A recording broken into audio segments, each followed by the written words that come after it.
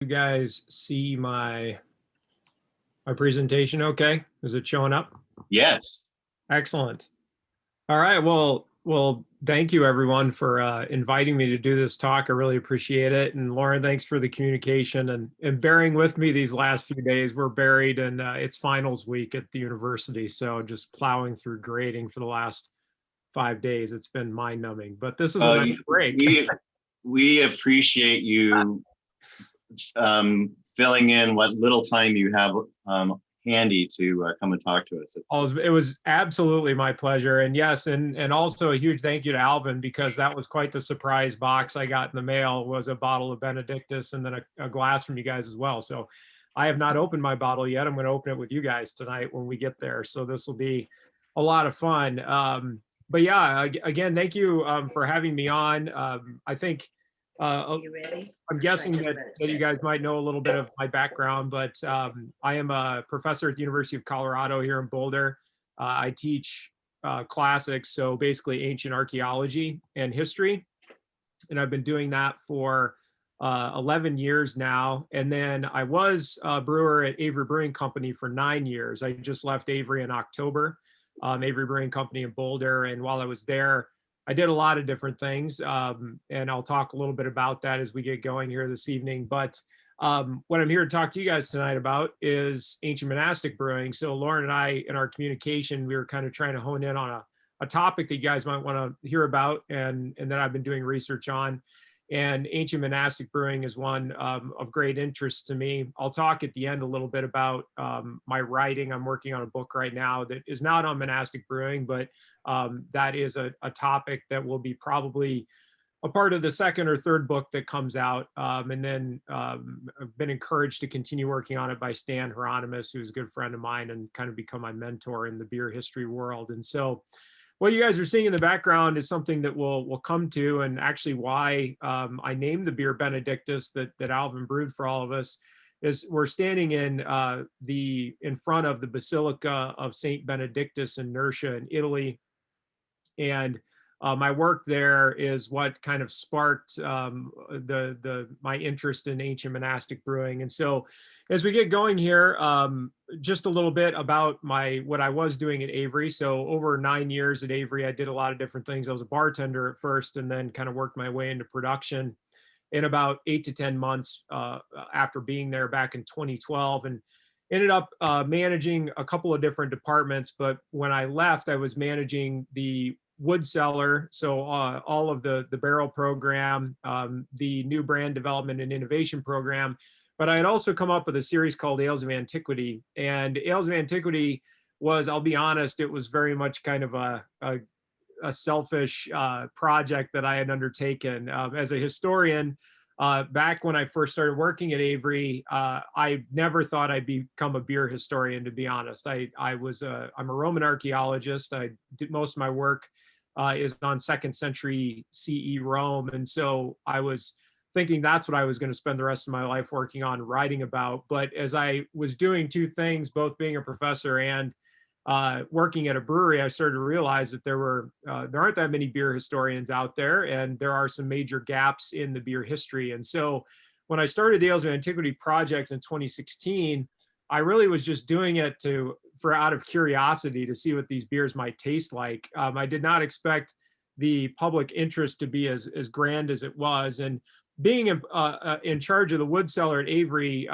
when we hit our peak, we had about 4,600 oak barrels in the barrel program, and I had 6 people that worked for me. And living in this world of wood, you're kind of living in history to begin with, especially when it comes in the form of beer or alcohol, because these are such historic vessels, and using them to produce alcohol is such a historic thing anyway. So I felt the two kind of went hand in hand. And the first beer I made in 2016 was Nestor's Cup, and you see it in the upper left-hand corner there. And it was an ancient Mycenaean beer. Most of my work is in Greek, Rome, and Egyptian history and culture, and that's all encompassing. I mean, I do work in Germany and Britain and Turkey as well, but those are the cultures I'm mostly focused on. So I was trying to solve the riddle of Greek beer because a lot of history says that the Greeks didn't produce beer, and I didn't believe that. And so after doing a lot of research in the ancient Aegean on the ground with my wife, who's also an archaeologist, was able to find a lot of evidence for Greek beer. But when I got done brewing that beer and opened it up for tasting to the public, there was kind of this big push from local museums for me to do more work. And I work with the Denver Museum of Nature and Science quite often.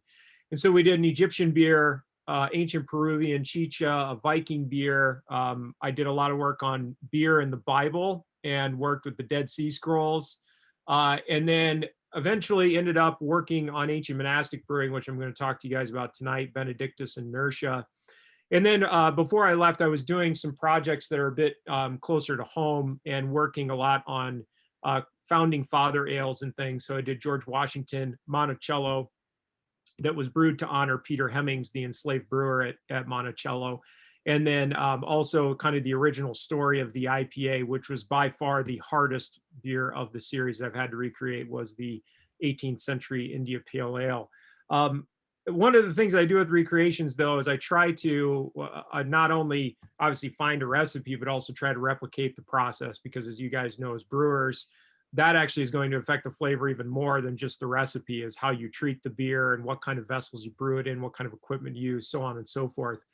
But we're here to talk about Benedictus. I'll talk about Nursia a little bit this evening as well, because the two kind of went hand in hand. But the story I kind of want to tell in regards to getting us up to speed on what really kind of prompted the brewing of this beer is that as a Roman historian, first and foremost, I've always been very curious and interested in the treatment of, what the Romans called the barbarians, the barbaric peoples of the fringes of Roman dominion. And why that plays into the story of ancient monastic brewing is there is a pretty big gap in a lot of the histories out there regarding beer, and it pretty much comes about with the conversion of Rome to Christianity in the 4th century CE. And it takes a while for that history to pick back up again, because we're relying and waiting on the Christian institution itself to find it okay as a consumable for their people. And so a little bit of background on that and a little bit of a story to get us up to speed on that is just that this is obviously the ancient Mediterranean here. And when we get up to the era of monastic brewing, what I find really interesting is if you pick up histories on beer and brewing, they're very linear. They want to see beer originating somewhere in the ancient Near East, probably somewhere in Iran, or maybe regions of ancient Anatolia, places around the Black Sea, and then it always moves westward in this very linear fashion to the island of Crete, Greece, up into the northern parts of Turkey or into Europe, and then it spreads, of course, to Central Europe. And then after we get to Italy or Germanic territories, it spreads then eventually to places like Britain, France, Belgium, Spain, so on and so forth. And this is really quite a problematic vision, to be honest. Even building this out takes forever when you think about it. But all of these lines really mean nothing. All that we can really say in regards to the work I've done in Europe and in the Near East is that we know all these places produce beer. It's not necessarily a linear transition, though. We can't always say that one place originated it and it moved from one to the next. Too often historians want to see a foundation and it spreads, as opposed to seeing things popping up simultaneously. And so this backstory then to get us to the Christian involvement, if we look at our ancient sources on beer as well, it's very telling as to why we have this huge gap in early monastic brewing history also, because from an ancient Greek and Roman perspective, this is what they tell us. They tell us the Sumerians invented the brewing art. They taught the Egyptians taught the Greeks taught the Romans, and then as the Romans say, they taught the savage tribes of Britain, is usually what they'll say in the literature. Even Pliny and Tacitus, some of our best sources on brewing from a Roman perspective or a Latin perspective, they attribute the development of the brewing art to the Celtic and Teutonic peoples of Britain and Central Europe. And this is very telling, again, leads into a conversation of why the early discussion of beer in the church is so problematic, because you can see from just this layout of the ancient sources, the ancient traditions that are going to feed early Christianity. Beer is barbaric, right? It's something that the savage tribes produce, is literally what the Romans say. And obviously we also have to remember that all of this is being written from a perspective of the upper crust of society. Most Greeks and Romans were not literate. We actually presume that only 1% of the population was literate in ancient Greek and Roman times. And then you take an even smaller percentage of that wrote literature, and then an even smaller percentage of that actually survives for us today. So we're getting a very limited scope on things. But what I think is interesting about that last bullet, that the brewing art is attributed to the Celtic and Teutonic peoples of Britain and Central Europe. Well, the idea of the Celts to the Romans is very, very confusing, honestly, to parse apart. When we start digging into Roman history, the Celts to them was this kind of blanket term.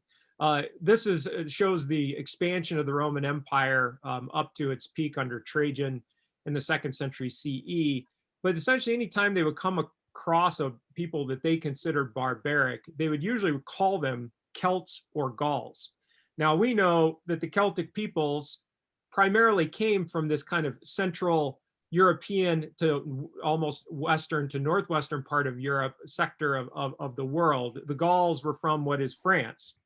But to the Romans, they didn't care. It was almost kind of a slang derogatory term that was applied to ancient peoples. So as a result, this is the Celtic world to the Romans. It's essentially anything that's on the boundaries of Rome, which becomes highly problematic when we're trying to figure out different beer varietals and different styles or types or traditions in the beer world that the Romans were encountering. But again, to them, beer is barbaric. It is something that if you're a true Roman, you don't consume it. Even to the degree that though there is no word in Latin for beer, there isn't. There is no one word that means beer in Latin. There isn't one in Greek either. But the Romans actually did something that is really quite fascinating, in that they stylized beer in ways that they probably never even realized someone like me or you guys would appreciate, because they gave a different title to beer wherever it came from. So if it was a wheat beer produced in Celtic territory, it had a different title than a wheat beer produced in Egypt, for example. They always had different terminology. So we get all these different terms for beer, and the descriptors for them are always different as well. So beer was highly, it was highly complicated and culturally dependent.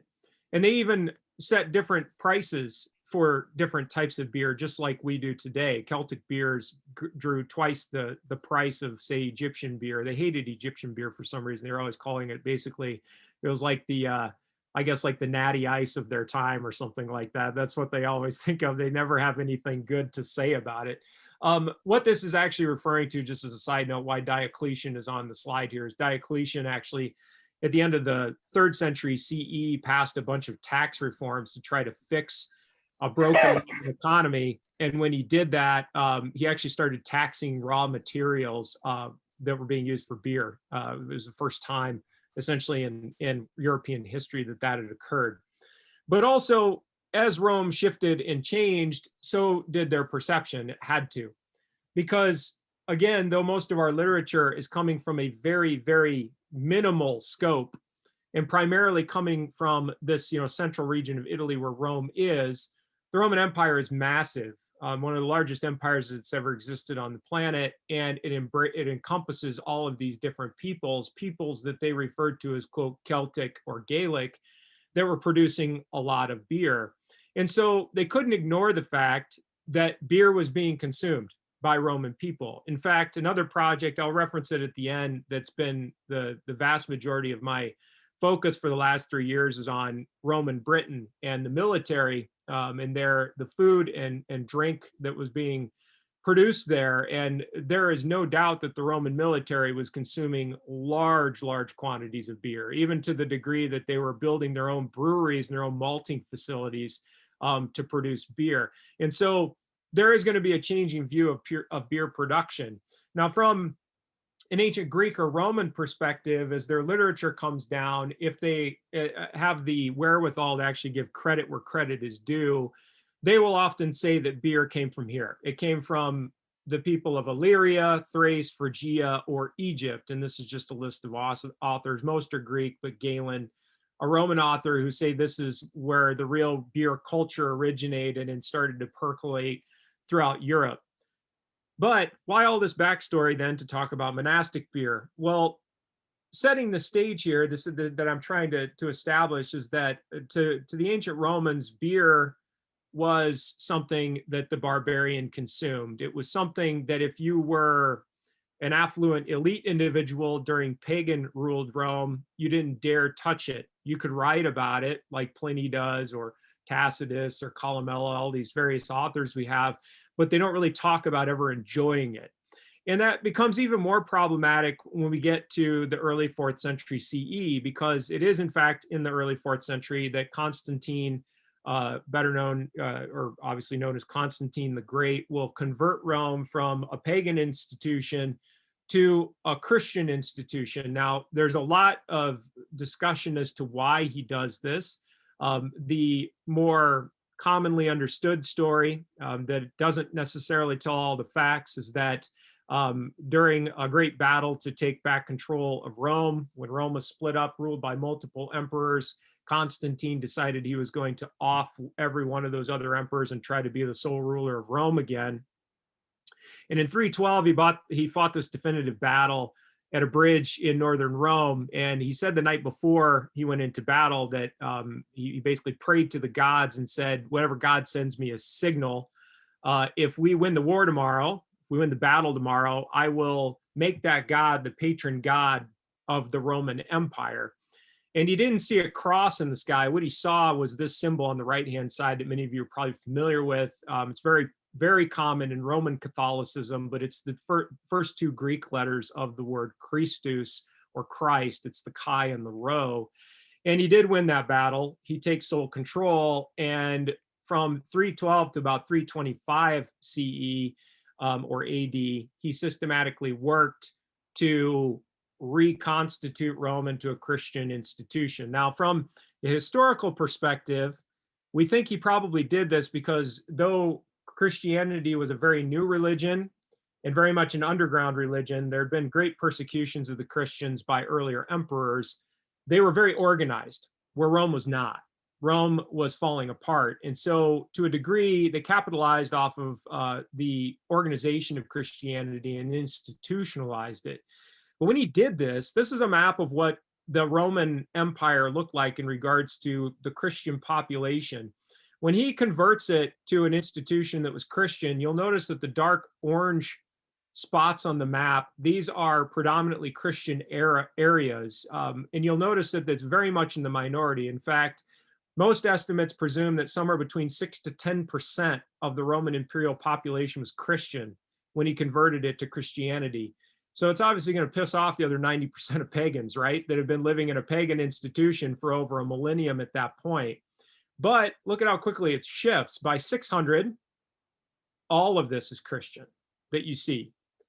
And where beer comes into this story then, again, is that as this conversion was taking place, as the theology was establishing itself in early Christianity, as they were building their doctrine for what it was going to mean to be Christian, there is an embrasure of different types of food and drink, and drinking wine over beer became a symbol of Christian conversion. We have many instances of this in the literature. For example, Eusebius, who wrote the hagiography of Constantine, turning him essentially into a saint. In regards to Dionysus and beer, he says that that is Isaiah, says that all the makers not of the wine from the vine, but of the Egyptian Xuthos will groan. Xuthos was made adulterated and made cloudy. The Egyptians used it as a drink before the Lord lived among them. And Xuthos, remember, is Egyptian beer. And so we hear a lot of these anecdotes that beer is a symbol of barbarism, and to continue to consume beer and not completely convert to wine as the blood of Christ is indicative of not having the Lord among you. Well, this is going to be problematic for Rome if they try to hold on to this, because after Constantine's out of the picture, it doesn't take long before Rome falls. Constantine dies in 337. less than a century later, the Western Roman Empire will fall. There was a great mobilization by the Visigoths. King Alaric of the Visigoths in 410 invaded Italy, sacked the city of Rome, and it mobilized a whole slew of other major tribes. These are just the major ones. This doesn't even indicate all the smaller communities we know that were just biding their time to try to take down Rome. And so the deconstruction of the Western Roman Empire really starts in 410. Now, it won't definitively fall until 476, but these are the peoples that Eusebius is writing about. He's saying these peoples, these barbarians who consume beer, they are not, the Lord is not with them. They are clearly not Roman, is the overall idea. So how does that doctrine then still stay supreme if Rome falls? Well, during the reign of Diocletian, the guy who tried to fix the economy, where we saw that list of different types of beer, Diocletian had actually set up a system in the Mediterranean that was known as the diocese system. And it was a system by which he was trying to clump or break up the empire into smaller units that could be governed by smaller governing bodies. The idea was that the Roman Empire had gotten too big for it to be ruled from just one seat of power. And so build these smaller communities that could be ruled around the empire, around the Mediterranean. Well, the diocese system is what the early Christian institution borrows. And so though the Western Roman Empire falls, the Christian diocese system does not. And some might argue, I do in some of my Roman history classes, that you can still find the roots of the Roman Empire alive and well today in the Vatican. And Roman Catholicism still today, 2,000 years of history, are still being activated and engaged to rule that Christian institution. But as a result of this, because the story from a Roman perspective is still that it's barbaric, or I should say from a church perspective, is that it's barbaric to consume beer, this becomes the norm. In the 5th century, St. Cyril, in this Latin quote we have at the top, he basically is saying that Zythum, that Egyptian beer, is cold. And it is, however, a certain drink of the Egyptians, but cold and cloudy. And because of excessive cooling, it causes incurable illness. That's what he's saying. So this is how he's describing away beer. Because Egyptian beer is cold, it's going to make you sick. Yet he will support things like Psalm 104:15, that wine gladdens human hearts, oil to make their faces shine, bread sustains the hearts. And there's this kind of, as I say, with this kind of rhetorical question, is this dichotomy, a lesson on piety. Drinking wine over beer is a symbol of Christian conversion. Yes. But the big problem that had to be dealt with in the early Christian institution is, what if you live in an area where there isn't a lot of wine, right? There are a lot of parts especially in Northern Europe or even Western Europe at this time, that didn't have a lot of wine. And even Spain, for example, I mean, we think about Spain today. In Spain, we certainly equate with a wine culture. Some of the finest and best wines come from Spain, but that's actually a product of the Romans themselves. Grapes, there were grape varietals that grew wildly in Spain, but they were not widely cultivated until the Romans conquered Spain and they started clear cutting fields for large vineyards. And that's where the wine culture kind of starts to percolate and take off. But there were places where it just simply did not exist. Isidore of Seville, he says basically that, as he puts it, beer is to be found in his partibus Hispania quis ferax vini locus non est, or in those parts of Hispania that are not fertile in wine or vines. And he's like, yeah, there's going to be beer in places where there is no wine. There's going to be beer where we have to drink something. And in most cases, it's going to be beer. Max Nelson, if you're familiar with his book, The Barbarian's Beverage, he also says that this clearly suggests that wine, when available, was the drink of choice in his homeland, and thus that the Roman conquest of Spain was not only a political success, but an ideological one as well. And so this wasn't the only place. Britain, for example, as a side note, I mean, Britain, grapes don't grow worth a damn there at all. Think about how many wines you've ever drank from England, right? There aren't very many that are even produced. And so these are places where beer had to continue to thrive. And that's what's so wonderful about the early monastic tradition, because it was in fact saints, some monks, some nuns, who said, we don't like this system. Screw those guys back in Rome that think we have to drink wine to be Christian. We're going to drink beer.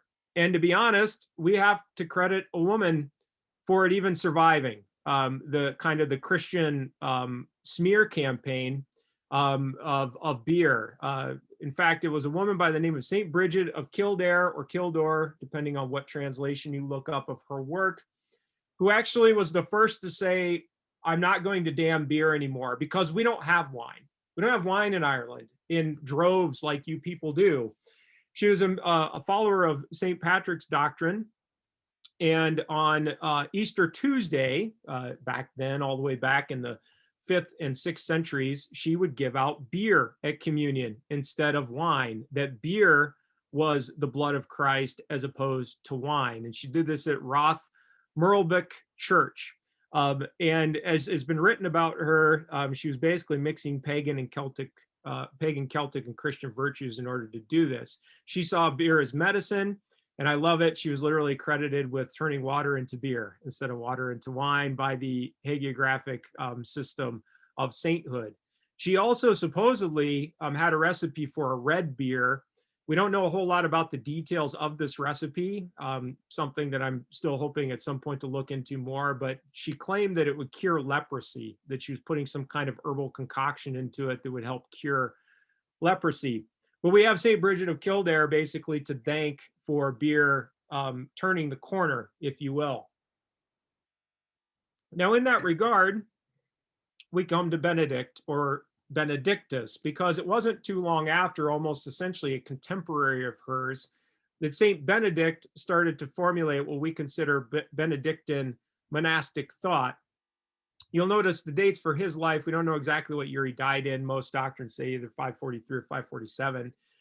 But he has mentioned, he's known for several things that we'll get into here in a bit, but a lot of it has to do with his lifestyle. St. Benedict did not necessarily believe in the Roman Catholic or Roman Christian, wasn't Catholic yet, but the Roman Christian institution when he first became a follower of the Christian tradition. He's mentioned by Pope Gregory the Great in his dialogues, and we know that he was born in Nursia, Italy, which is in central Italy. It's in Umbria, with his twin sister Scholastica.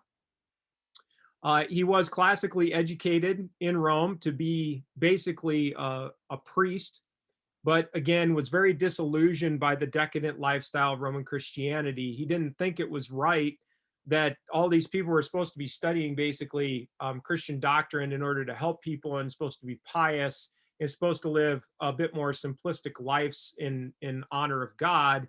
Yet you went to Rome and you ended up in the Vatican or in St. Peter's Basilica, and there was just excessive wealth being expended upon a very small community and a very small collective.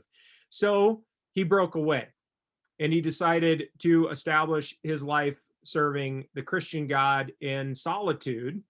But very shortly thereafter, a group of men started to seek him out because they realized that basically Benedict was onto something. So he started organizing followers into small communities of monks.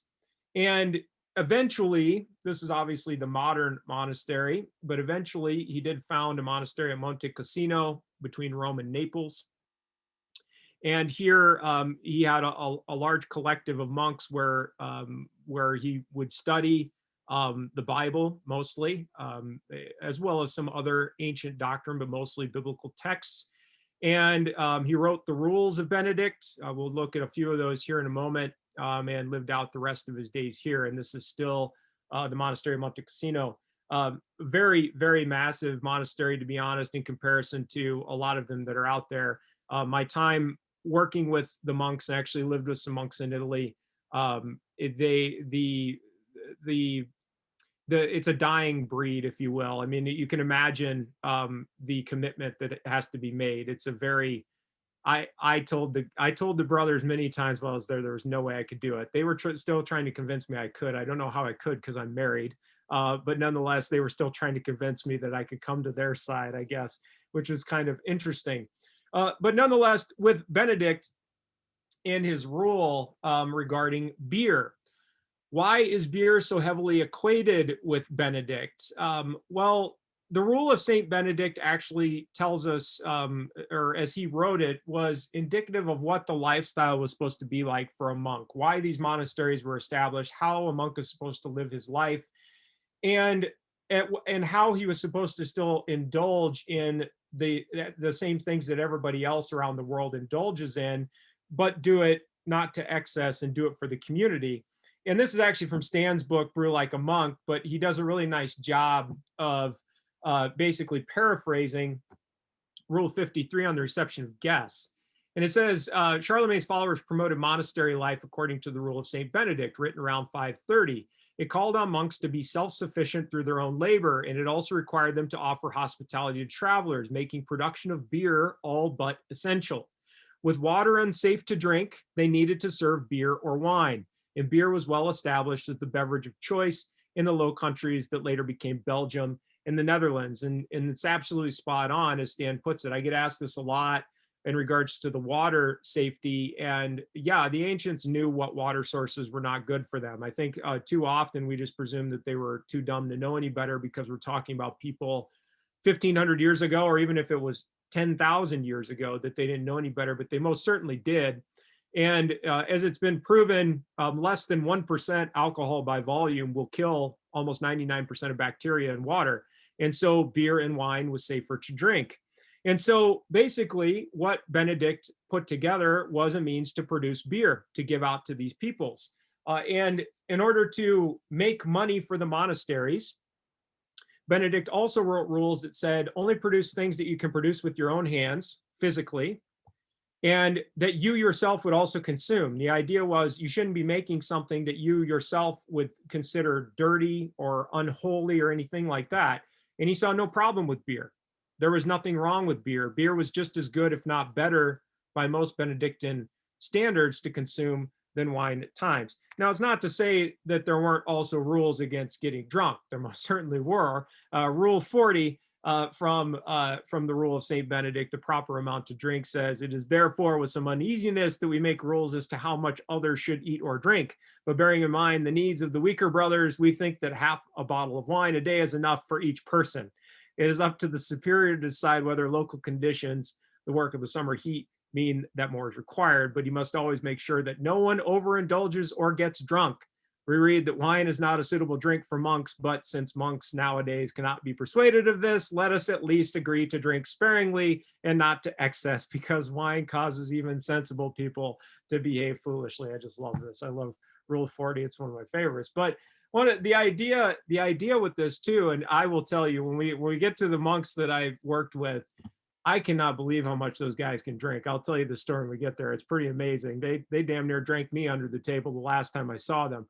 But when it comes to these ideas of the early establishment of beer and alcohol production as a component of early monastic life, the monasteries were doing this, again, to provide a public service. But as a monastery, they were not taxed.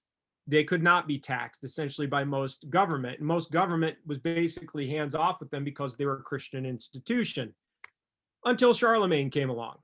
And Charlemagne, ruling from 742 to 814, actually changed the law and basically said that all breweries, regardless of where they exist, are to be taxed. And because the monasteries were considered not only in many instances the largest producers of beer in the region, but also usually the best beer, because they were the most skilled at it. It had been a trade that had been passed down for generations by this point.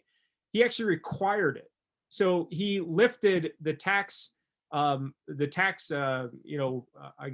exemption that monasteries had, and then he required that monasteries have breweries so that they could be taxed on the beer that they produced. And one of the earliest monasteries where we know this took place was at the Abbey of St. Gall. Sometimes it's also referred to as the Monastery of St. Galen, which is in Switzerland. And this is a map of that monastery from the time, from 830 CE or 8830 There is still a monastery there today. It's massive. It's gorgeous. That's in Switzerland. But this is the old map from circa, early 9th century. And you'll notice the dates are lining up a bit with the beer that Alvin brewed and the recipe I wrote, because this is where really the good stuff comes from. This is where a lot of the good resources come from on early monastic beer. So there's still a pretty big gap there. I mean, we don't know all the details from the 5th century really up to this point, but the 9th century it starts to get a bit more robust. And what we know at the monastery of St. Galen was that there were actually 3 different breweries that have been established inside of the monastery for 3 different beers. I think that's so interesting that they basically had different facilities to brew the 3 different types of beer that were always produced at monasteries. And we'll look at those 3 different types of beer here in a moment. Barley and wheat for noble guests, but typically oat-based beers were for the brothers and pilgrims, is what we're told.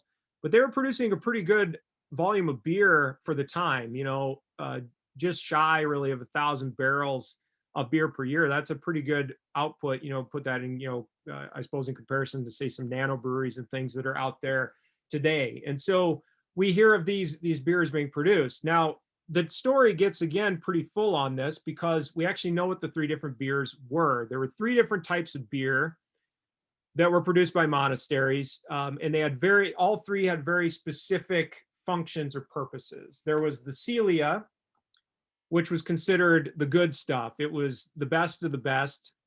There's a long, when I sent the recipe over, Lauren, I sent the whole article I think I wrote for Zymergy on this, but it's basically, I think it's rooted basically in an ancient Iberian beer, basically a Celtiberian beer that predates Roman occupation, even in Spain, that was called Kylia, but it's made its way all the way down here to the 9th century. And this beer was for the abbot and high-ranking guests, 6.5% alcohol typically in that vicinity, which Alvin nailed. I think 6.7 is what it says, or maybe it's 6.5. I can't remember on the label, but it was really right in there.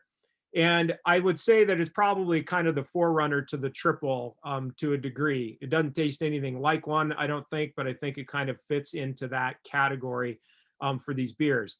There was the Cerveza then, which was the beer that was for the monks to drink all day, and the nuns as well. And this is what they consumed from dawn to dusk instead of water in many instances. It was their lawn mowing beer, I guess, if you will, as they were getting stuff done. 3.8%, so they could drink it all day, much more lightly spiced. And then there was the Conventus, and the Conventus was a blending of the second runnings of both of the prior 2 beers, essentially. So they produced a small beer out of the second runnings, and this was given out to beggars, so on and so forth, and 3% ABV. They would add oats to it to give it some body, basically, was all they would do to beef it up a little bit. So these are the 3 different types of beer that were being produced. Now, just to jump ahead a little bit historically, and then we'll come back to the recipe for Benedictus and brewing it, is of course, I reference or mention the triple here. It's really not all that far away historically. It's a couple centuries later that things really start to formalize in regards to what we would consider the monastic tradition of beers that still exists today. Trappist beers, which I know all of you have had, and some of them are my favorites on the planet. The order of the Cistercian monks in 1098 kind of started to establish this idea of monks continuing the art of producing beer for the public and following the Benedictine style of brewing. The idea was Cistercian monks are Benedictine monks. They do follow the order of Benedict, but what the Cistercians did in 1098 was they broke away from the Benedictine monks or Benedictine monks because they thought the Benedictine monks were still not taking Benedict's rules seriously enough. So the Cistercian monks are really, really hard up. I mean, they are super, super strict on all of the regulations that were passed down by Benedict, whereas Benedictine monks are a bit more free-spirited, you might say. But nonetheless, it's kind of when that break occurred. And honestly, with Trappist breweries, these are all run by Cistercian monks. There are many monastery-owned and run breweries throughout Europe and actually in places in Asia Minor as well, but they are not considered Trappist because they're not run by Cistercian monks. And in fact, these 7 are the only Trappist breweries that are actually recognized by the Order of the Trappist, the Trappiste or the Trappistan beer, that was established in 1962. The only reason I have the yellow behind Chimay and West Mall, the double and triples, as many of you are, I'm sure, aware, these are considered the industry standards for the styles, comes from those 2 breweries. As a side note, my favorite beer on the planet is actually Chimay White. I love it. I love that triple. It's just that I can't, that's one I won't pass up if it's ever put in front of me. I love that beer. But these are amazing beers, obviously, and there's a staunch tradition that's there, and it's obviously very difficult to break into that tradition. Also, only really 5 new kids on the block, as I put it, that are considered Trappist. One in the United States, Spencer Brewing. If you've ever had their beer, familiar with them, they make really, really good beer as well. But the Trappist motto, "A beer brewed with love is drunk reasonably," as they like to put it. But of course, in order to be a Trappist beer, they have to continue to follow the Benedictine tradition. And as Benedict originally laid out, the idea was that this was beer produced by the monks at the monastery to be given out to the people. And so from the regulators of the ATP, the Authentic Trappist Product Committee, these are the guidelines. These are the big 3, basically. It doesn't get too complicated. It has to be brewed within the walls of a Trappist monastery. The brewery must be secondary in importance to the monastic life, and the brewery is not intended for profit. Those are the big 3 that have to be put in place. Now, there are a lot of breweries, again, though, out there that fit these rules, but they're not Cistercian monks that run them. Therefore, they're not recognized by the Trappist Commission. Really, the oldest of them is, of course, Orville, which I'm sure we've all had Orville, and it's always such a good buy. I feel like at liquor stores, you can get those little bottles for like $4 or $5, at least out here, which is nice. It's always quite refreshing to pick one of those up. But of course, there are also other breweries that are referred to as Abbey beers or Abbey ales, and not all Abbey ales are Trappist. And as I say, why? Well, like Saint Bernardus, which again, a phenomenal beer. This, in fact, St. Bernard's 12 is my former colleague, Andy Parker, was his favorite beer. Andy Parker started the barrel program at Avery years ago. And as the story goes, I mean, they're pretty rigid and strict to those rules. And what happened with St. Bernardus was it was actually originally basically a Trappist brewery. It was a monastery that had been producing beer, but they sold the rights to sell, and then eventually produce their beer to a cheese store that was nearby in the little town where St. Bernardus existed. And that happened in 1962. And then in 1992, the Trappist Commission, the ATP, said, no, you don't. We're not going to allow you to carry any kind of title or titulature that would indicate that you're Trappist, because your beer is being sold and produced off-site. And so they took it away from them. And Watu is where most of it's produced today. But Benedictus, how did I, beyond just digging in the books and doing a lot of, kind of just library research on the topic, how did I come about the ability to recreate Benedictus in Nursia? Well, back in 2016, right as I was getting ready to launch the Ales of Antiquity series, I was presenting at the World Beer Congress, which, if you're not familiar, it's a conference that happens every 4 years. It happened to be in Denver that year, which was quite convenient for me since I live just north of Denver. And I was giving a talk on ancient Greek brewing at the World Beer Congress, and 2 monks were in the audience. I mean, you can't really miss a monk when they're sitting in the audience, because they always dress like this. And in fact, it was Father Francis over here, and then Father Martin, who's not on this image. But they approached me after I got done, and they're like, we'd love for you to come work with us and see what we're doing. And we have a lot of ancient texts and things that you could go through, and we actually have a brewery.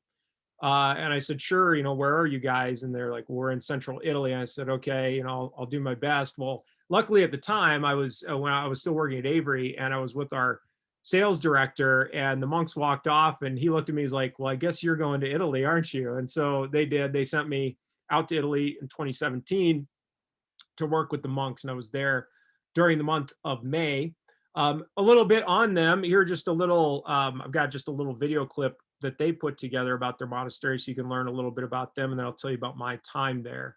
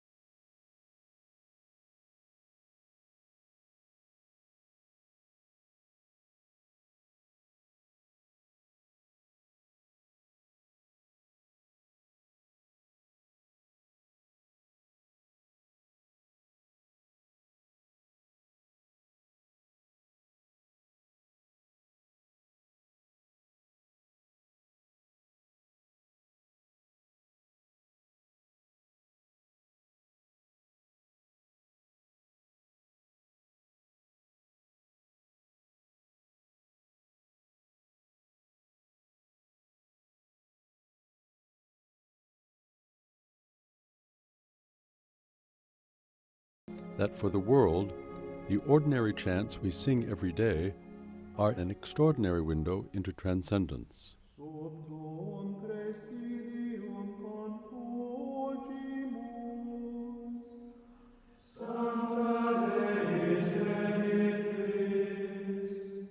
We also brew beer. St. Benedict says it's important for us monks to live by the work of our own hands, to support ourselves with some craft or trade. And brewing is a craft older than monasticism itself. Our beer can now be found in Europe, Asia, and the United States. We produce it only in small quantities, however, so as not to distract ourselves from the vocation that the beer supports. We offer the Mass in the extraordinary form of the Roman Rite, sung in Latin according to the ancient chants of the Church. The beauty and richness of the Church's liturgical tradition can communicate the peace of Christ to a hurried, talkative world, otherwise too busy to notice. We observe the rule of St. Benedict, that is, his outline for monastic life. Living at his birthplace, we feel more keenly the call to fidelity to prayer, vigils, and fasting, the monk's daily tools. Our life requires sacrifices, but these unite us with Christians throughout the world who strive to live faithfully amid struggles and suffering.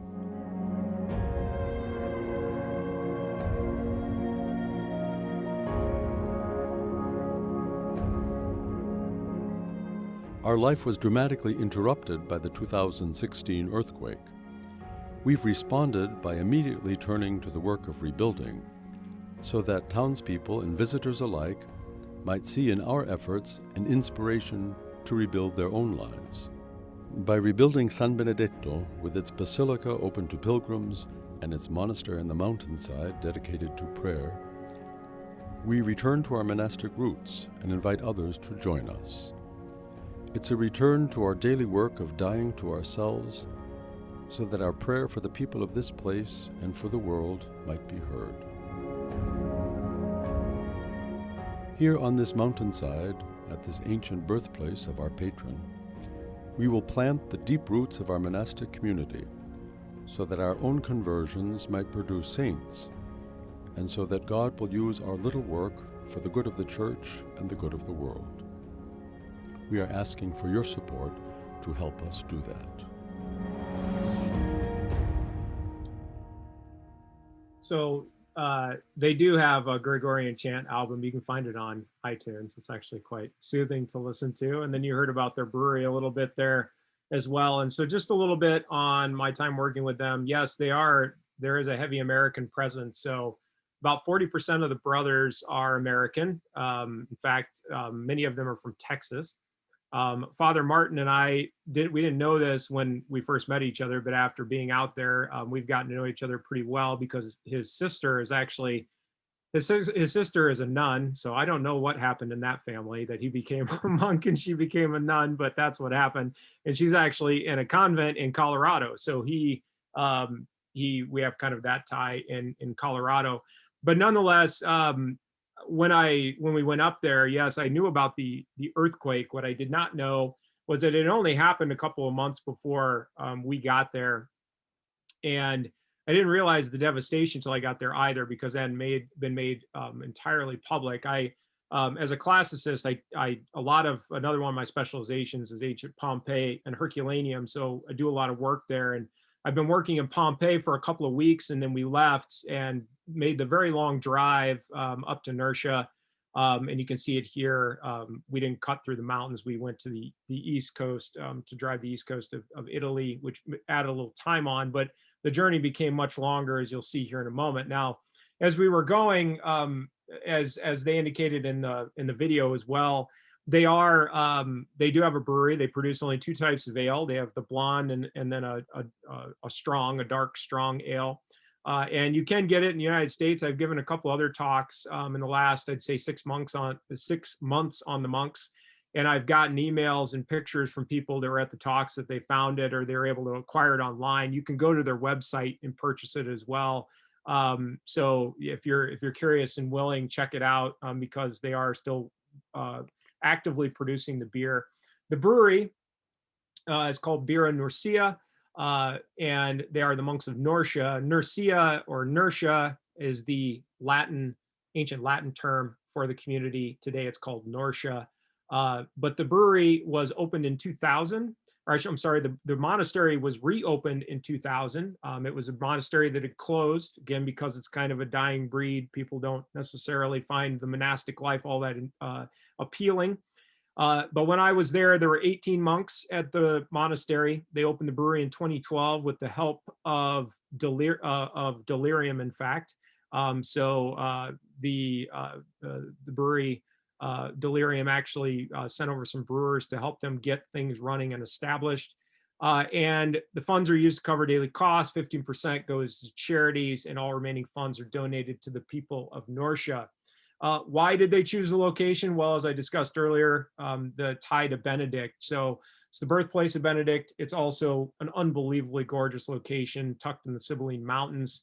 And it's remote, agriculturally driven, very small population, about 5,000 people in a 47 square mile radius as of 2014. This is the little community here tucked down in the mountains. There are 9 mountains that surround Nursia. But as they pointed out in the video, this is what people typically go to see, which is San Benedetto, the Basilica of St. Benedict. And it's a ski town. A lot of people come in to ski because the mountains are around it, but it's a very tiny old medieval town. The town itself probably only can hold about 800 people or so, accommodate that. But as we were driving, it was quite clear what we were getting ourselves into a few months later, because it was a pretty devastating earthquake. You can see a before and after shot of this roadway that we actually drove on, Arquata del Tronto, which was one of the communities we had to go by to get to Nursia, was one of the most heavily devastated. Over 300 people were killed in the earthquake at that one community.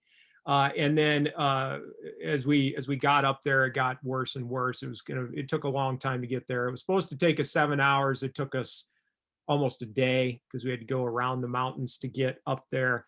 But you can see the epicenter of that quake was right where they're at, basically.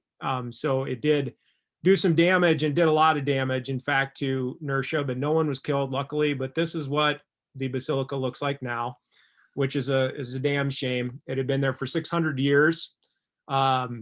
Interestingly enough, the day that the earthquake hit, the monks weren't in the in the basilica, but the nuns were. There's a convent next door, and the last 2 women walked out the door right as the thing collapsed.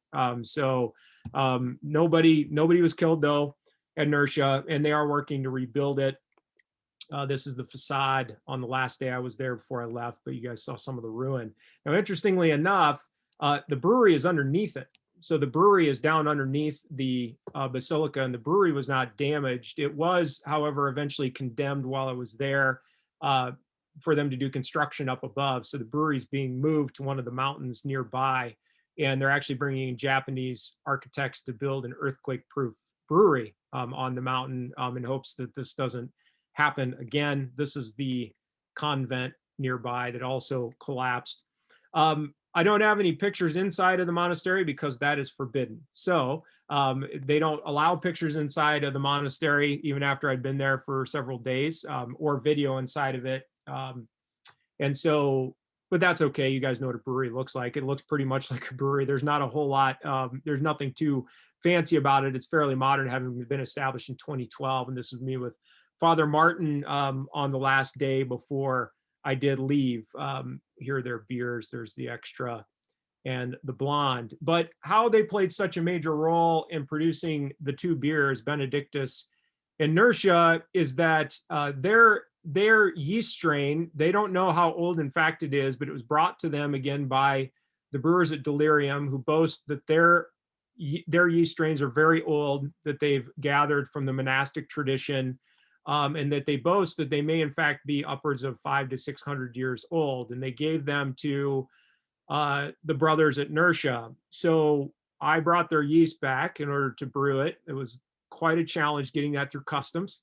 I can assure you I had 8 bottles of yeast in my my luggage, and I got lucky to even get it through, but I did. And when we repropped, only 1 of the 8 bottles actually still had live yeast in it. So we were able to reprop 1 bottle at the brewery, and that yeast is now slanted and stored at the University of Colorado. So we actually, I could actually recall it if I ever wanted to.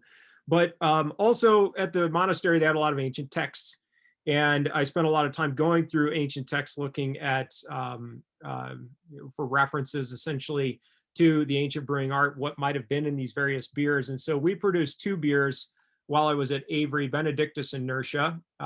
These are some of my colleagues helping me build or make the gruit. Now, one of the reasons why I'm not with Avery anymore is I do want to start my own project, which is what I'm doing, not my own brewery, but my own project on beer history and beer recreation. And working with a big brewery, you can't always recreate things completely historically accurate because you're on timelines and you've got to make a profit and you've got to use the equipment that's there and you got to do certain volumes. And so a lot of the brewing for Benedictus and Nursia was done in steel, but we did make a gruit. You can see us here hanging the massive bags of the spices that Alvin would have worked with to brew the beer.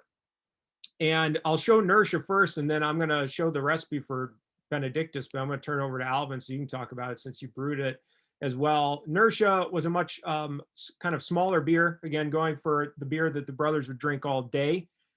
So this is the layout. You can see the gruit spice blend here, and then a lot of smoked malts and floor malted malts in order to stay true to the tradition. The smoked malt obviously is brought in because most of the malt back in the 9th century would have been smoked, so it would have gotten a smoky or smoked character to it.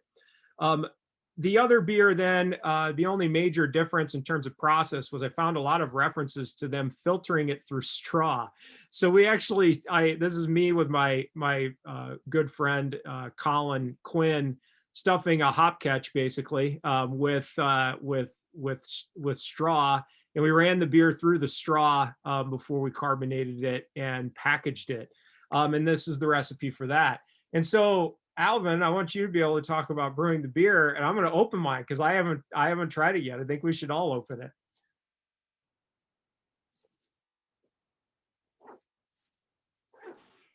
Well, I had a pretty easy time sourcing most of the grains that I needed.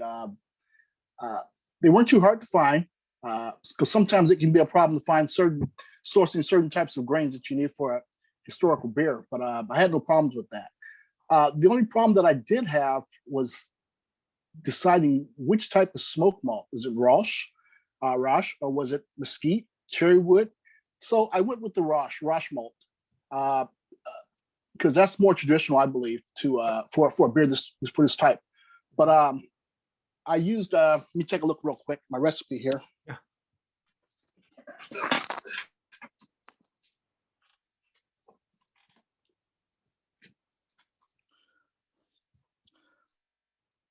I followed your recipe to the T almost but I had to modify something because it didn't fit my brewing rig that I had. So mine was a little bit bigger, or I should say smaller than the regular vats they use at the brewery. So I had to use a little bit more wheat malt and more Pilsner malt than you had in your recipe, just to compensate for that. Mm-hmm. But the everything came out perfect. The part I didn't quite understand was the high malting temperature. Mashing temperature. You wanted it at I think it was 4 Platos, I believe. Yep. 4 Platos, and I got it right there on that point. I was very lucky. Excellent. Very lucky. Excellent. Yeah. And yeah. And I did it anyway. So, and when I was putting the spices together, I kind of went with everything was fine. It's just the lavender. And as you know, when you brew with lavender, if you use too much, you have perfume. Oh, yeah. yeah. If you use too little, you can barely taste it. Yep. So what I did was I cut the amount of lavender that you had listed in your recipe in half, and because I ordered lavender powder. And what I did was I emptied out a tea bag, a nice sized tea bag. I emptied it out, and I put the lavender powder inside the tea bag and threw that inside the satchel with the rest of the herbs and spices and stuff inside there with it. And I threw that in at the end of the boil for 15 minutes, agitated for every 3 to 5 minutes. I would agitate it, dip it in and out, swirl it around a little bit. But the thing, I was really worried about having too much lavender, because if I threw the powder in there, once you throw it in there, you can't get it out. That's right. If you have the flowers, you could probably dip it in there. If you have a hop spider or something, you take them back out. But with the powder, you can't do that. So I was kind of worried about that. So what I did was I cooled it down. I put in my primary, fermented it, and I tasted it after primary. And I tasted lavender, so I didn't need to add any more. But I did follow a stage though when I was fermenting. I think I lost my paper that I had. I had a paper. I started at 64 degrees. 64, let that sit for about 3 days. Free rise to about 67, 68 for another 2 days. And then I let it free rise to 72 and let it finish there. And the beer wound up finishing at 0.12. Perfect. So it was right there. Yeah. Yeah, it was right there. And so everything went smooth. Had a one shot at doing this thing, and I did it. I love it. So I haven't tasted it yet. No, it's great. So yeah. Yeah, I'm gonna crack it open right now. Yeah, do it. I mean, this is so cool, because I'll be honest, I've never, of all the ales of antiquity, I've never had someone brew one of them that I did.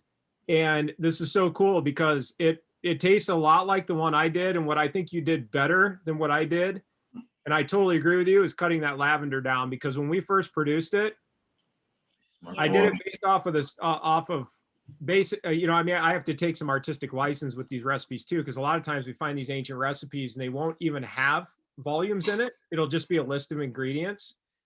And the lavender, it until it had aged, after it had aged about 4 to 6 months, the lavender started to die off a little bit. But when we first took it out of fermentation, it was perfumey. It was really perfumey. But what I love on the flavor, like the wormwood and juniper are coming through big time. And it's like totally, it's like it tastes exactly like the batch that we did. And I like that yours, the color on yours is really nice too. Ours was really hazy until, again, it had sat for about 4 months or so. Yeah. But very different, yeah? Yeah, very different. Yeah, but you can taste the lavender in it though, because that's what I was worried about. It's the lavender. You said you had some bottle dredges, used bottle dredges from I believe let me see what your recipe says here. It says he's got them. Let me see. Use bottle dredges from probably get it used from a bottle of carbonated conditioned Trappist or Monastic beer. Yeah, I didn't find it. I couldn't probably get a yeast. So I wound up using, this is what I use for the yeast. Oh, I used a Y yeast 3787. Beautiful. It worked out perfect. That's actually perfect. Because yeah, 3787, we used that when I was at Avery. We used it for basically all our barrel aged sours, and it's also used in a lot of like Belgian beers as well. Yeah, I believe 3787 is actually, it might be Westmalle. I can't remember which yeast strain it is actually, but I think 3787 might be that. Yeah, I believe so. Yep. Yeah. No, this is super cool. This is so cool. Yeah. It tastes really good. I mean, it's so different though, right? The rest of the group that's drinking it. That's the thing with these historic beers. Every single one of them tastes so drastically different, and it's not what you expect because obviously we're dealing with a gruit, right? So they spice the living bejesus out of it to not only impress whatever high-ranking guests they had come in, but undoubtedly to cover up any off flavors too that might kick in after time. Yeah. I gotta believe. Yeah. And also another thing was the water.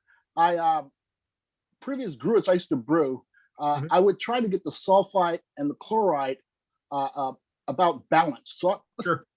75 ppm each, 75, right Yeah. there. And that's what I did. Yes, because Yeah. I wanted to be balanced a little bit. So before I started brewing this, For and sure. hey, it worked out perfect. Excellent. Yeah, this is really good. Yeah. This is a lot of fun. Very, very cool. Alvin, thank you so much for doing it. Thanks for sending me a bottle too. This is such a cool experience being several hundred miles away from you guys and be able to drink the same beer with you. This is really cool. Very, very cool. Travis, I think your mic cut out for a second. I missed what you said. Did you say that again? Oh yeah, I just said it's just it's so cool to be able to be like hundreds of miles away from you guys, yet drinking the same beer with you guys. So thank you so much for sending me a bottle of it. And it's just so cool too to have someone recreate one of these historic beers too with me. You know what I mean? It's really fun. And hopefully I can do more stuff like that with other people as well, or with you guys as well, somewhere down the road. This is really cool. Yeah. Well, thanks. We had just the partner for you, Travis. My goodness. Oh, it's good. It's very good. Alvin is our go-to for historic beer styles. He's done so much research and come up with so many good beers. And boy, this is special. This is amazing. Cool? This is so cool. Yeah. It's awesome. Yeah, this is really neat. And like I said, it's really interesting. I was really curious if it was going to taste a lot. You know how it is with beer. I mean, like we could all go home and brew the exact same recipe right now with the exact same ingredients, and there's a good chance they aren't going to taste the same, right, when we get together to drink them. But like this one tastes so similar to the Benedictus that I made a couple years back. This is just so cool. Really cool experience. Yeah. Well, really briefly then, I'll just finish up and then I'll open it up for any questions or comments or discussion you guys might have about it. But what was cool was when I released Benedictus Inertia at Avery, I was getting ready. I was working on a Saturday, which I didn't typically do when I was at the brewery, but I was trying to get these beers ready. And I kept getting this phone call from an Italian phone number, and I had no idea who it was. So I wasn't answering the phone. Oh, and no. lo and behold, the monks showed up at Avery, and they didn't even know we were getting ready to release those beers. They had no idea. They were coming in town because Father Martin was visiting his sister in Fort Collins. And so they've been trying to get a hold of me. And so they actually got to drink it out of the tanks before we put it on tap that following week. So this is us drinking Benedictus that day, Father Martin there. And then Brother Augustine is the head brewer at Inertia, which was really, really, really cool. In regards to just then other things that I'm doing or what's coming up, I do work with a lot of different programs and organizations. And so if you're curious about some of the other work I've done or I'm doing, I'm on the National Advisory Board for the Chicago Brewseum, which is now, it's a national beer museum, but it's starting to turn into an international beer museum. So if you're curious about them, check them out. We've got a conference coming up in Chicago in November. I was just recently on Milk Street Radio with Chris Kimball. If you're familiar with Milk Street, it's a PBS cooking show, but you can also find other things I've done on PBS. And I do more modern beer history as well. I did a documentary with our governor Hickenlooper, who was the former presidential candidate Hickenlooper, on Colorado beer history, so on and so forth. there, but you can check these things out. As I alluded to earlier, what I've dedicated really the last 3 years of my research very, very intensely to, obviously I've done these other beer projects along the way. The last beer recreation I did was Monticello in February of 2020. But Rome and Britain is where I've been working quite extensively. I've been in the UK a lot until the pandemic kicked in, and looking forward to returning there to continue my research. So more coming on Roman British beer in the military. Specifically, also Stonehenge, which Denver Museum of Nature and Science asked me to work on because we actually have the exhibit going right now. So that'll be coming up. And then you might have noticed I kind of have this side hobby when it comes to history, which is American beer history, but primarily I like material from the early colonies or founding fathers. And so I'll be turning to Montpelier and James Madison for the next American project. For those projects as well, I just have to give a huge thank you to all of these institutions, because I do usually once a year, I spend a fair amount of time on the East Coast doing research on the early colonies, and all of these organizations are extremely helpful. The Smithsonian has helped me tremendously, as well as these museums. And then lastly, if you're curious as to what I'm doing, I did start in January. I opened a company that my wife and I are formulating right now, that's called the Beer Archaeologist, and we'll be launching a website in the next couple of months that will have a lot more to do with beer history and beer history education and recreations of historic ales, both with home brewers like yourselves and more community-based aspects, as well as some with breweries that are looking to do some historic recreations as well. Worldwide, actually, we've got a couple of breweries in Europe right now that want to do some work. So that's what I'll be doing. And you can follow me at these various social media sites if you're curious. Otherwise, that's all I got for you guys this evening. Thanks for letting me run a little bit over, but I'm open to any questions or comments or discussion as well. Travis, I have a question for you. You Yeah. Mentioned that you spent some time drinking beer with the monks. I'm assuming that's in Nursia. Yeah. I'm wondering what you said there were 2 beers there. I'm assuming you were drinking one of those 2 beers. Yep. That's what you were drinking. That's what we drank there. And yeah, like the blonde is very approachable. I think if I recall, it's right around 5%. And so we drink a lot of that. But when when the monks want to get rowdy, if you can put it that way, they start getting into their extra, and the extra is about 10%. And so they'll sit around and drink that. Now, no kidding, when they visited me at Avery, we had lunch that day at the brewery, and those guys were like, I asked them what kind of beers they wanted to try or drink, and they're like, all of them. I'm like, well, we have 30 taps. And they're like, yeah, we'll drink them all. And they did. I mean, they brought them all out, and they'd have little 5-ounce pours of like 15% alcohol barrel-aged beer, and they put it back like nobody's business and move right on to the next one. And surprisingly, they held it together. I don't know how. I couldn't even tell that either of them was even slightly tipsy by the end of like a 3-hour marathon drinking, eating at the table. But yeah, those are the only 2 beers currently that they still produce. But they're really nice. They're really good. I really like the blonde, but the dark strong is really good too. I like to drink. Usually when I sit down, I like to drink a lot of beer, So if you start getting into that extra right off the bat, you're in trouble. But yeah. Well, it looks like that blonde is available right down the street from us, and I didn't. Beautiful. So, and I should have mentioned that too at the beginning, because you guys are in California, and that was the first place they first started distributing to when they started sending the beer to the United States, was to California. And so, yeah, you guys should be able to find it. Nice. Yep. Cool. Thank you. You bet. So Travis, if I can ask a question. Sure.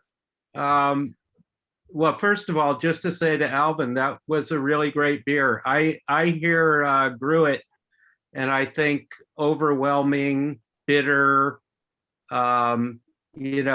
just kind of nasty. Mm-hmm. And this beer had really good balance. I really enjoyed it, and I brewed one myself once. I also had a brew it beer at the Stutz Brewery in Ghent, long time ago and really enjoyed it. And it was the only one I think I ever had that I enjoyed. And this one was very, very much like that.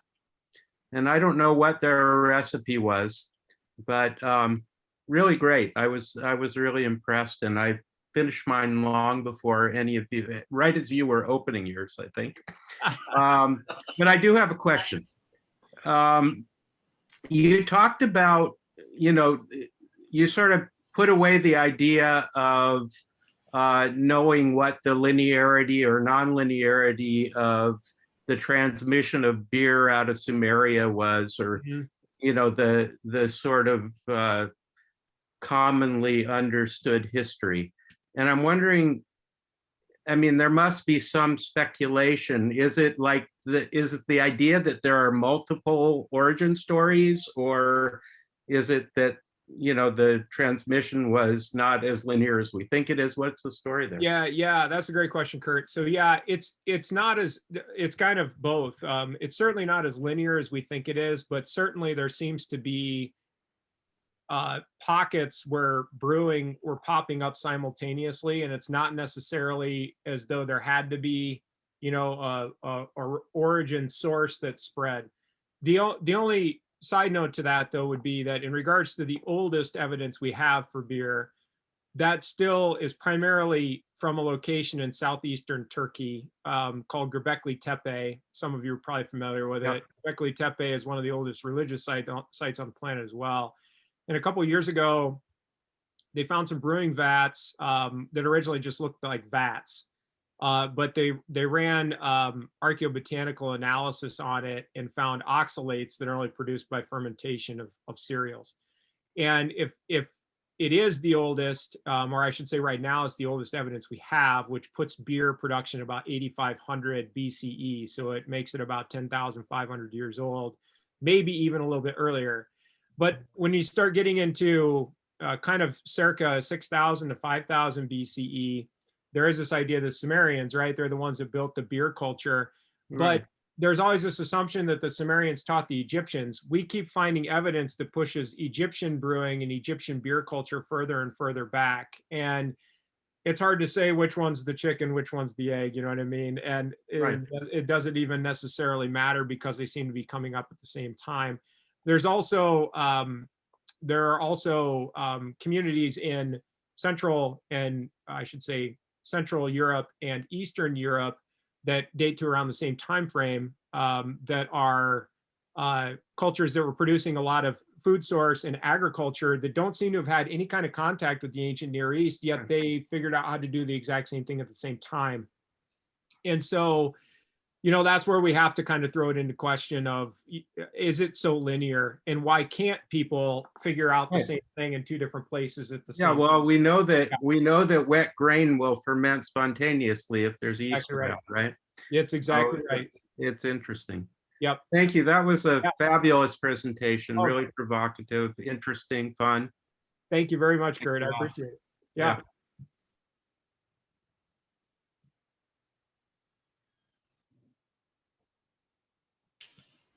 Well, I have to second that emotion. That was quite the historical journey that you took us on.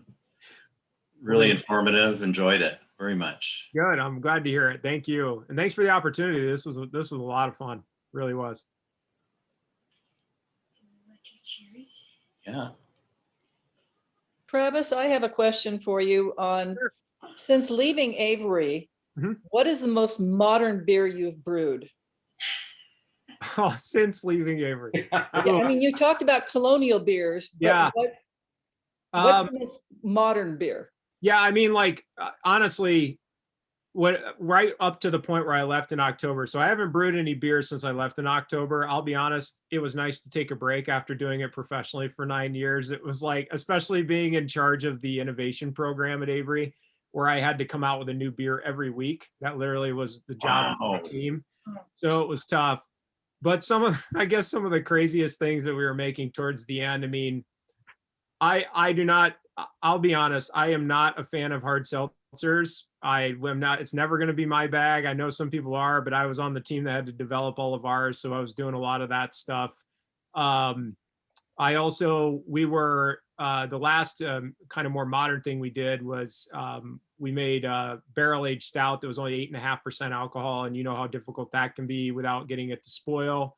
So was doing that. But then the more crazy things, we had made the last beer that I produced there was a super, we call it a super fruit sour. So basically it was a blueberry and pomegranate sour, infused sour. It tasted like a smoothie, stuff like that. Lots of different IPAs, of course, but those are kind of run of the mill. But yeah, I would say that was kind of where I was at. That was the last thing I did. And actually the very last, no, actually I can tell you exactly the last beer I made in October was a wine beer hybrid. I had another series at Avery that I started with my colleague, Andy Parker, back in 2014 that we called the Dionysian series. And we worked with a local winery, and we did do 40% grape to 60% grain for all, and they were all wild fermentation just from the grape must itself. Wow. We ended up putting about 24 of those out over the course from 2014 to 2020. And so the last one I did was a Petit Verdot, actually. And they tasted like wine. They didn't even taste like beer. So yeah, kind of all over the place, but yeah. Okay, thank you. You bet. So you and Judith might need to discuss a few things. She's our local North County, San Diego beer historian. Oh, excellent. Yeah, I guess from that perspective too, Judith, in regards to the historic beers, sorry, I might have misinterpreted your question. I apologize. In regards to the historic beers, the newest one I've ever done is Monticello. So yeah, that one, that's 1822. And that was based on a recipe that I found in the archives at Monticello when I was there on a research trip that we know Peter Hemmings brewed. So that's the newest I've ever done. It was all very interesting to me. Okay, so sorry.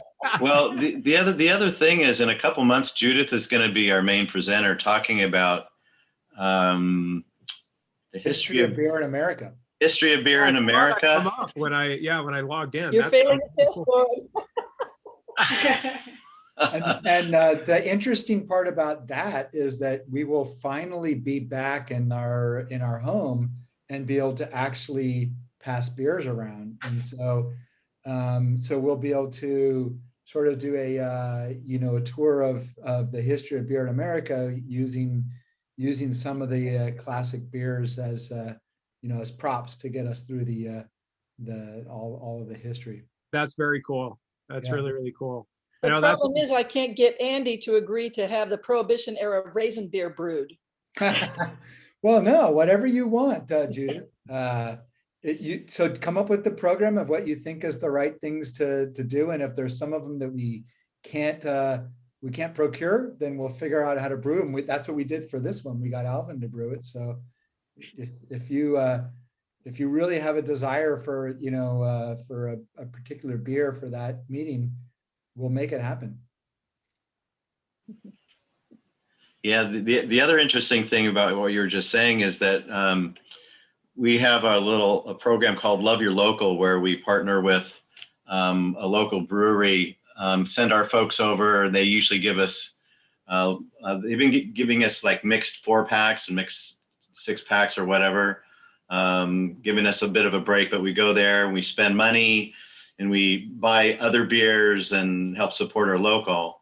That's great. And this time we went to a Booze Brothers, and they had a white sangria ale and a red sangria ale. So you're talking about beer wine mixtures. Yep. We ended up drinking those tonight too. Yeah, I could see, I saw several glasses that were nice red color. I'm like, ooh, that looks quite refreshing. Yeah, that's great. It was pretty nice. Travis, I have a question. Can you hear me? This is Jack. Yep. Your local U.S. historical beer region seems to be kind of East Coast colonial oriented, but some other areas of the United States in which you're kind of investigating historic styles. Yes. Yeah. I mean, yeah, definitely. I know there's there's a lot more that I should be looking at, and Judith obviously is going to know a lot more about this than I do, as looking at more of a sweeping American history aspect. The only other stuff I've done is primarily in Colorado. I have been hit up to do some work in the Midwest. I think that's primarily just because I'm from there. I don't know. I think people figure that out and they're like, oh, do you know about this thing? And I'll look into it. In Colorado, the work I've done beyond kind of 19th century material, and I've done a lot of work actually. When I did the PBS documentary, I did a lot of work on the history of Coors for the documentary as well, which is fairly interesting. But they've also, one of the topics that I've explored that's obviously very controversial has to do with Native American brewing as well, which I was actually approached by the Denver Museum of Nature and Science to do that also.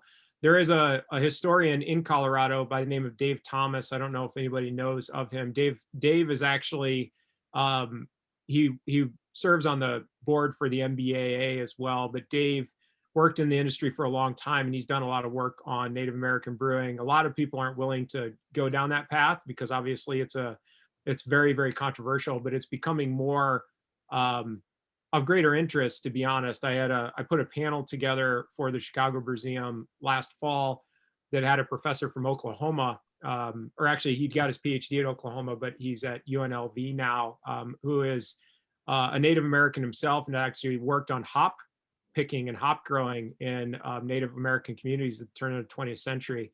So yeah, there's a lot of really, really cool stuff out there.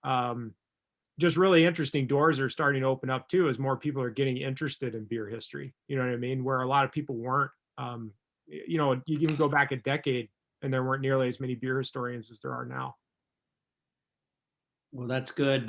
You know, kind of untapped historical opportunities here. Yeah, for sure. There are a lot of them. Another big topic that I've seen being explored quite a bit lately is the story of women in brewing. And I don't just mean as, you know, in the modern era as brewers, stories again about, just because I was so in tune with the topic of the history of hops for the last couple of months, but there's a professor in Wisconsin who's worked on hop picking in Wisconsin that was all done by women for generations in the early 20th century. And just all these communities and that were active in the industry that we just don't think about, you know, which is really interesting. Well, thank you, Travis. You bet. Absolutely.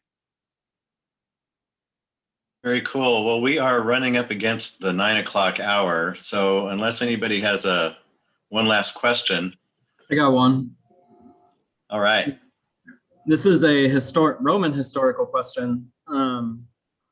Have you come across, like, in any of your records, beer, I guess it'd probably be more likely wine, but beer being drinking during like public events, like in the arena or gladiatorial combat, things like that?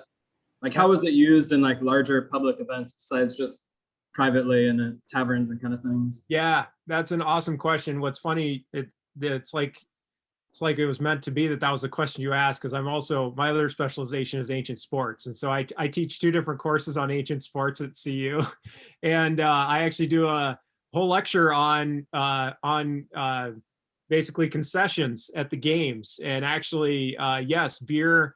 So interestingly enough, because up until honestly the last 30, 40 years, the presumption always been that the Romans didn't drink anything but wine at the games. But that's obviously, although if you go to Italy today, you'll know that, you know, you can get a liter of wine for about the price of water. It's so readily available. But there were periods where that wasn't the case, and more evidence is coming out that the taverns or the tabernae, especially like at the Circus Maximus could seat up to 350,000 people for the races, and there were over 150 shops that sat underneath in the bowl, and we actually know that they were serving other beverages there, likely beer. The one place that's been a little bit elusive is Pompeii, because you would think with Pompeii, we have such a well-preserved archaeological record of the faunal evidence and archaeobotanical evidence. They have not found anything distinctively that would indicate beer was a major part of the cuisine there. And that's the oldest amphitheater that exists in the Roman world for gladiatorial contest. But it was one of the most actively productive areas for wine in all of Italy, because you imagine that all those vineyards up on the slope of a volcano, right? I mean, all of that soil was like perfect for wine production. So I don't think, some people have dismissed beer in the area just because they're like, well, there's no way the Romans drank beer. Look at Pompeii, it's not in the record. And it's like, well, go to certain places in California, right? I mean, out there are places where I suppose there are some breweries in Napa Valley and things, but when you go to Napa Valley, you're going to get lots of wine, right? And so I kind of think that's what's going on with the Bay of Naples. That's an awesome question, and Ryan, and yeah, there is evidence for it being consumed as concessions. Yep. Cool. Yep. A lot of good breweries in Sonoma County up there, near Napa. So yeah, you're right. Yep. Yeah, there are now. There didn't used to be. Used to be all wine. Now we got a lot of nice breweries too. Yeah. All right. So I'm going to cap off the evening here, and I'd like to propose a toast to ancient brewers and Alvin. Yes. And Travis. Yes. Thank you so much for a great evening. Alvin and Really Travis. enjoyed it. Absolutely. And yes, thank you, Alvin. This is awesome. Great experience. Cheers. Cheers, guys. Thank you.